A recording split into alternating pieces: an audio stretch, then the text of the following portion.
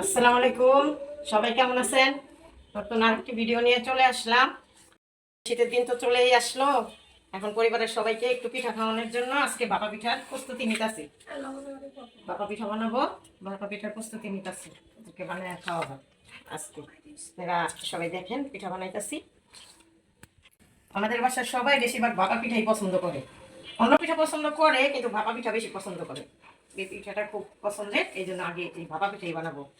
শুধু আজকে না, আরো বানাবো কয়েক পদের পিঠা, তো আপনাদের এক এক করে দেখাবো। আজকে ভাপা পিঠা বানাবো, ওইটাই দেখাইতেছি। গুড় কাটতেছে ও, ছোট মানুষ তো আস্তে আস্তে বৈশা বৈশা গুড় কাটতেছে। এখন গুড় টুড় কাটা হইলে আস্তে আস্তে পিঠা প্রসেসিং করতেছি।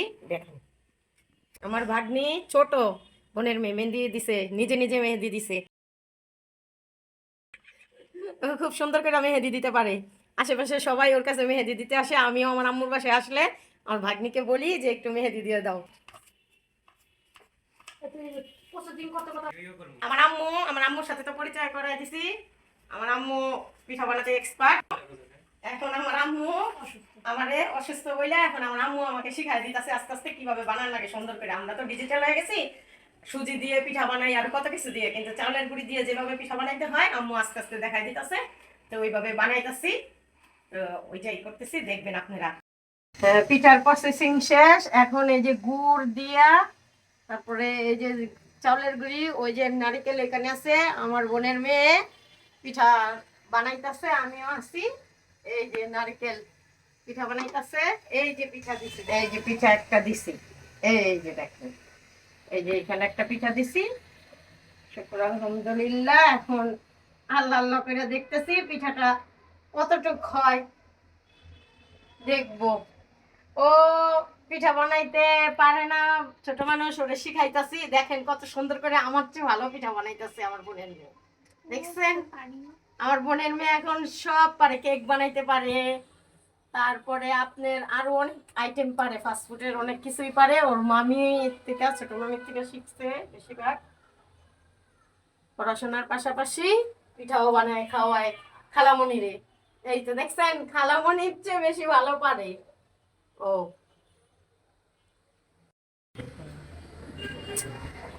পিঠা হয়েছে কিনা দেখি, বিসমিল্লাহ বইলা প্রথমে একটা উঠে দেখি। এই যে এটাই প্রথম পিঠা। বিসমিল্লাহির রহমানির রহিম। আরেকটা দাও, ওই যে আরেকটা দাও দাও। ও আমার সাহায্য করতেছে, এই যে আরেকটা দিলাম।